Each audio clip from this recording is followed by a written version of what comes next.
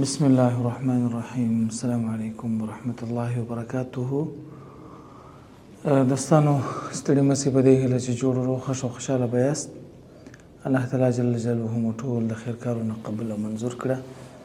بیا هم د نغده کومک په اساس باندې د رحمت الله جان مور که ستاسو یاد وي له ډېر وخت راهیسې الحمدلله مرسته ورسره د روح الله جان مور کوي، همیشه ورسره کومک او مرسته کوي او همیشه یې یادوي. خدای جل جلاله دې همدغه جاڼۍ یاده کړي، الله تعالی دې ډېر اجر ورکړي. الله تعالی جل جلاله دې مشکلاتو، مصیبتونو، مریضیو، آفتونو ټول حل او فصل کړي. الله تعالی جل جلاله دې په جنت کې ډېر اجر ورکړي. هدف هم دا دی چې د غریبو هېوادوالو سره په دغه ژمي کې کومک او مرسته وشي او د دوی لپاره به یو څه جوړ شي. نو همیشه د مور په غوښتنه باندې موږ همدغه روح الله جان د رحمت الله جان مور ته مرسته ورکوو او د همدغه مورکۍ دعاوې د هغوی لپاره ټولوو. خدای جل جلاله دې اجر ورکړي. موږ نننۍ برنامه کې مور ماته 850 افغانۍ استولې وې، نو بیا راته ویل چې 10,000 افغانۍ همدغه مورکۍ ته نغده کومک ورکړي او وروسته بیا هغه نورې پیسې د ډلهیزې مرستې لپاره وساتئ. موږ انشاءالله العزیز نږدې راتلونکي کې ډلهیزه مرسته لرو. په دې کې ستاسو د ټولو شرکت حتمي دی. راځئ په ګډه باندې په اتفاق او په اتحاد باندې څه پیسې سره جمع کړو چې تر څو یو مناسب حساب ځینې جوړ شي، نو بیا په همدغه حساب باندې خوراکي مواد واخلو.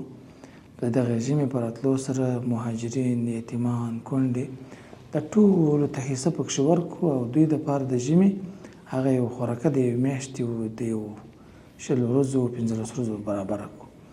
نو په دې عرصه کې ستاسو کومک او مرسته ډېره اړینه ده چې موږ تقریبا د همدغه مور پیسې د 10,850 افغانۍ او همدارنګه د رڼا مور 200 ډالر دي. دغه د ډلهیزې مرستې لپاره لرو. غواړو وګورو چې څوک نور مؤمنان په دې برخه کې کومک کوي او خپل ځان په همدغه خیر کې شریک کوي.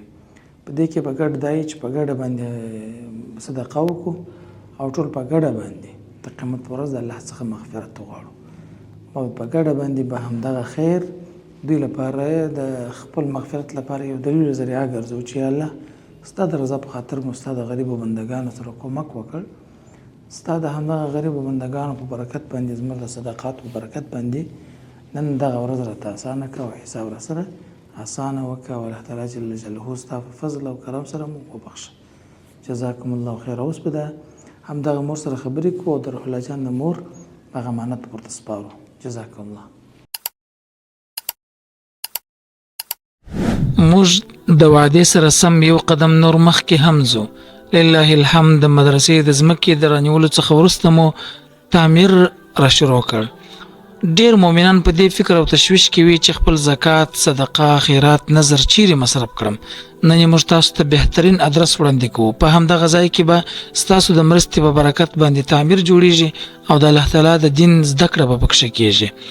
تاسو به لیدلی وي یا به مو اورېدلي وي ډېر داسې مؤمنان چې اکاونټونه یې له پیسو ډک او دوی د رب العزت جل جلاله حساب ته حاضر سوي وي. هغوی افسوس کوي چې موږ ولې د خپل مال د الله تعالی په لار کې مصرف نه کړ. نن موږ او تاسو دا چانس لرو چې د الله تعالی جل جلاله په همدغه دینی مرکز کې خپل صدقه، خیرات، زکات مصرف کو تر څو د قیامت په ورځ باندې همدغه دینی مرکز چې کوم قرآن کریم پکښې تدریسیږي همدغه قرآن کریم زموږ او تاسو لپاره دلیل وي او د الله تعالی جل جلاله د حساب څخه خلاص او لوی رب جل جلاله مغفرت راته وکړي.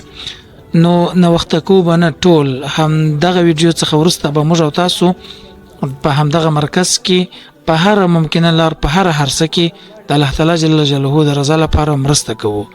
همدغه تعمیر ستاسو په مرسته باندې جوړیږي او ستاسو مرستې ته ډېره اړتیا ده. جزاکم الله خیر. دوستانو بیا هم ښه راغلاست. یوه یادونه باید وکړو چې موږ تقریبا د کوچني اختر څخه وروسته، البته د لوی اختر څخه وروسته د ټوله کارونه د مرکز خلاص او بشپړ شو. یو شی به متاسفانه ووایو چې د دې دغه قرضداري چې موږ باندې ستا دغه سخت موږ ځورولي او غضب کړي یو، په همدې هر څه باندې کې ستاسو کومک او مرسته غواړو. خدای جل جلاله به تاسو ته اجرونه درکړي او موږ به د دې جوګه سو چې دغه پیسې خلاصې کړو او نورو مؤمنانو لپاره دغه ځای نور وسپارو چې دوی تعلیم پکښې وکړي. اوس هم الحمدلله د مدرسې څانګه پکښې فعاله ده ځکه موږ خپله زړه مدرسه ورته انتقال کړې ده. نو نوې چې د مکتب بخش دی، د عربي بخش دی، د کمپیوټر بخش دی، د انګلیسي بخش دی، هغه پکښې فعال نه دي ځکه باید د قرضداري خلاصه سي، موږ افتتاح کړو بیا ټول شاګردانو پر مخ باندې خلاص کړو. نو په دې هر څه کې ستاسو کومک او مرسته ډېره اړینه ده او لږ پیسې چې موږ تاسو سره جمع کړو، زه امید رب العزت جل جلاله ته لرم چې دا به انشاءالله العزیز خلاص شي. السلام علیکم. وعلیکم السلام. څنګه یې؟ ښه شکر فضل د خدای دی. ته څنګه یې؟ ښه بخیر شکر دی. څنګه و ژوند؟ د ژوند قصې راته وکړه. څنګه یې ته؟ څنګه یې؟ ښه. صحت دې څنګه دی؟ ښه دی؟ ستا نوم چې شو؟ رفیع الله. رفیع الله صاحب. ښه مور څنګه و؟ د څو ورځې دا څو وختونه د میاشتې ژوند په خیر و؟ خیر دې په نصیب څه زوی شکر شو. بیخي ډېره ستړیا را باندې راغله. هغه څنګه؟ ستړیا داسې وه چې زه خو د زړه تکلیف دا د فروش کلی چې ما ته وولیدی. فروش کال په دغه ژمي دغه یو ور د شپې ډوبه سولم، بیا هم شش کال د خواري را باندې راغله.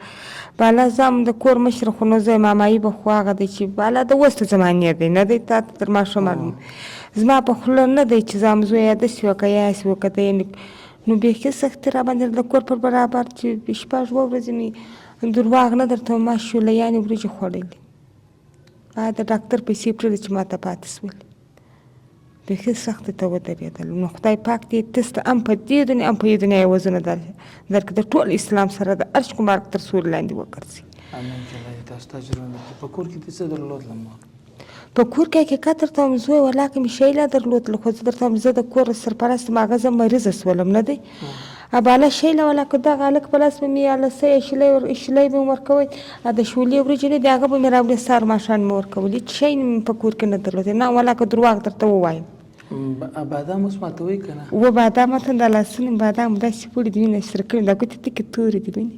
نو بالکل دا داسې تغمې یې نیولې داسې په شجې چې دا بادام مات کړه داسې دا دوه ځایه ګوتې موسوي دا اتې ماتوي. د ورځې څو منه بادام ماتوئ؟ د ورځې حقیقت درته وایم 6 منه ماتوم. من په څو باندې؟ من په لسې دی. 10 افغانۍ. هغه پوستکي درکړي تاسو ته که هغه دوی وړي؟ یا پوستکي چې زه راوګرځم پوستکي زما دي ما که دوی وړي پیسې نه راکوي نه دی که بیا پوستکي ور واستل بیا 18 افغانۍ راکوي. پوستکي چې مور واستل 18 افغانۍ و چې پوستکي ور واستل 18 افغانۍ راکوي که پوستکي ور وانستم دغه بوټي نو زما د باره نه زه خو چاوې هم پوهېږم دیګ هم په پخوم کتغ هم پکوم خو داسې دی چې پر برابر دی د ګاز قدرت زه نه لرم.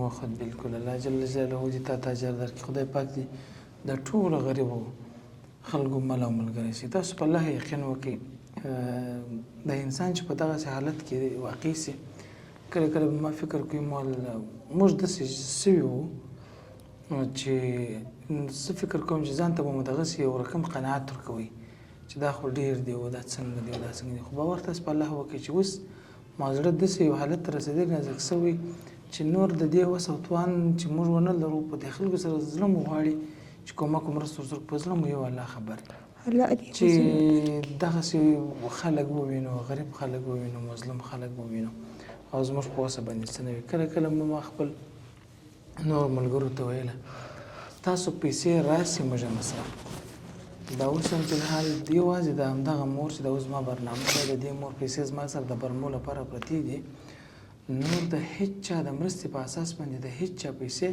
بدون دغه ډلهیزې مرستې دغه 216,000 افغانۍ 1 افغانۍ هم زما سره د خلکو نشته چې خلکو پیسې زما سره پرتې وي او هغوی ساتلې وي. نو داسې وختونه بیا راسي چې ایمرجنسي موږ هغه خلک چې هغو سره باید کومک وسي واقعا یا هغه ځای د برنامې نه یا د پروګرام نه یا د ویډیو نه خو افغانستان که درته وایي چې تقریبا دغه د سروې د مخې راوایي 50% یعنی هغه واقعا په ډوډۍ پورې حیران دي 50% د افغانستان ولس.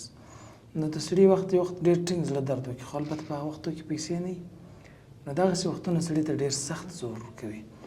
نو بیا مې کله کله ویل چې مال راځي نور به داسې کوو که د خلکو د مرستو څخه د 1000 2000 1500 د افغانۍ پاتې کېدلې دغه به پیسې به جمع کوو چې بیا یو وخت یو شی ځینې جوړېده بیا د یو چا سره کومه قرباني کوو خو هغه مو تر اوسه پرې هغه پلان نه دی کړی نو په دې لحاظ باندې درته وایم چې واقعا ډېر زور غواړي الله تعالی جل جلاله دې تاسو له دغسې حالته وساتي چې موږ پکښې واقع یو ځکه موږ په اصطلاح باندې هغه دغه به وایو بودیجه لرو نه او د خلکو توقعات هم زیات وي د خلکو تقاضاوې هم زیات وي او خلک موږ په خپلو سترګو وینو مستحق خلک هم وي او په وسه مو څه نه وي ورسره په هر صورت باندې نو یو مثال هم دغه مرکې پر په یاد شوله الله دې وزونه درکړي پروردګار مو درس مبارک تر څو هم په دې دنیا هم په دنیا مو ارمانونه الله وکړه کښېني امین که الله دې اجرونه درکړي کله کله چې د دعاګانې کولې څوک چې ستا سره مرسته کوي ستا خور ته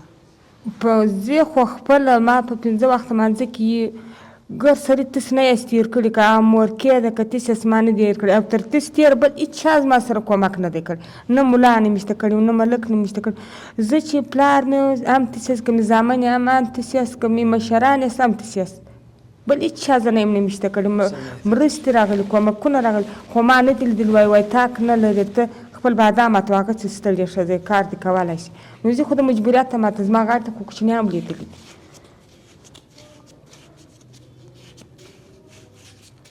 تس مې د دعا نه یې سیر کړي الله مو مه هېروه د خیر سره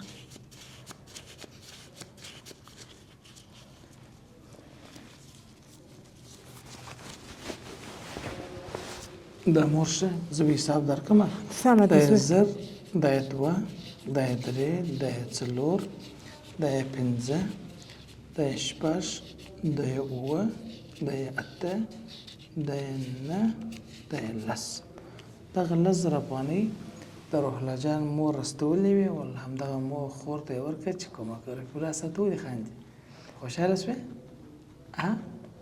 دلته راسه ته ولې خاندې رښتیا خوشحاله شوې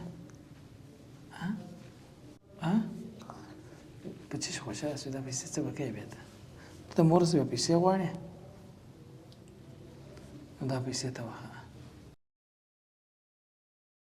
دغه پیسې د روح الله جان مور رستولې وې پروردګار دې دا د دې دنیا او دې دنیا نعمتونه دي دا د خیر سره د ایمان شو سره دې په نصیب کړي امین یا رب العالمین هر واجب چې لري پروردګار دې د سره کې د خیر سره د ټول اسلام سره زه خو د 15 وخته مانځه کې وایم او د شپې هم زه کښېنم ولې خوب نه لرم د سر تکلیف لرم بل دا مریض ما نه یې تېر کړي خدای مو مه هېروه امین که الله د خدای د نظر خدای پاک ته عوضونه درکړي دوستانو نننۍ برنامه پر همدې ځای باندې ختموو نو ماشاءالله الحمدلله ستاسو د مرستو په برکت باندې د همدغه مور نن د زړه له تله دعاګانې دي و د زړه د تله یې درته کوم زوی کوچنیان مې وږي وو حقیقتا د ژمي شی نه درته خو دا دی تی ونی نو ډېرې د زړه د تل دعاوې درته کوم پروردګار دې قبولې کړي خدای دې پر لوی دربار دې قبول شي امین یا رب العالمین او د ستاسو د مرستو ستاسو د کومکونو ستاسو د دعاګانو برکت و چې موږ که ستاسو یاد یې ورانه ویجاړ مرکز و په هغه کې و نو بیا د هغه ځای څخه لله الحمد چې نن موږ خپل ډېر ښه ځای لرو الله جل جلاله دې دغه پاته پوره خلاص کړي چې نور موږ ډېر په اطمینان او په ارام په سکون باندې په همدغه مرکز کې واوسېږو دلې خپل د تعلیمي سنټر یا تعلیمي بخش د مختیوس او سکون او آرام تاسو په هر ځای کې چې ویاست د همدغه صحنې په لیدلو سره به ارام یاست او موږ به انشاءالله العزیز دلته ارام یو خو یې زیری باید در باندې وکړو چې همدغه مرکز سږ کال 15 کسه حافظان چې د قرآن کریم یاد کړی دي د حفظ څخه فارغ دي هغه الحمدلله لري دا د الله غټ احسان دی دغه 15 کسه حافظان چې بیا تر هر وخته پورې نو د قرآن کریم خدمت کې ثواب به یې د چا وي ستاسو به یې 10 کسه قاریان او 10 کسه قاریان 15 کسه حافظان 10 کسه قاریان دا د الله یزال رب جل جلاله څونه غټ احسان او غټ فضل او کرم دی موږ او تاسو به د دې لپاره نور هم هڅې کوو کوششونه به کوو زما به ټولو ته مخکې هم ویل اوس مو ویل زما ځای دلته نه دی بې له مرستې څخه بغیر چې دا مو یو مرکز د مرستې دی تقاضا د مرستې لرو چې دلته موږ وکړو بل دومره وخت زه په خپل ژوند کې نه لرم چې فقط 10 دقیقې هم دلته راسم. دوه علت دی. یو علت دا دی چې دا ځای د خلکو د مؤمنانو دی، باید هغوی استفاده ځینې وکړي. دوهم فلحال په تعلیمي بخش کې ما وعده کړې ده ستاسو د ټولو سره چې زه به تر هغه وخته پورې چې څومره زما انرژي او وس وتواني زه به دلته د یو نګران په حیث باندې وظیفه سرته رسوم، تر څو ستاسو هغه خوبونه رښتیا کړم چې تاسو غوښتل چې په افغانستان او په قندهار کې یو علمي مرکز همداسې جوړ شي. مبني لحاظ به انشاءالله العزیز تاسو دا شی وینئ. نو د شخصا زموږ د دفتر زموږ په اصطلاح باندې د هیڅ چا نه دی، زموږ د ټیم زما دی، چا نه دی، د چا دی، د ټولو مؤمنان چې دلته درس وایي د هغو دی. که یو کس وي، که 1000 کس وي، که 100 کس وي، د ټولو د هغو علمي کور دی، دلته به درس وایي. نو په دې برخه کې هم ستاسو مرسته الحمدلله تاسو ګورئ پاس شو، ترتیب او تنظیم ټول برابر دی. نور به دا طریقې کوي، دا ځای به جوړېږي. بارک الله فیکم. السلام علیکم ورحمة الله وبرکاته.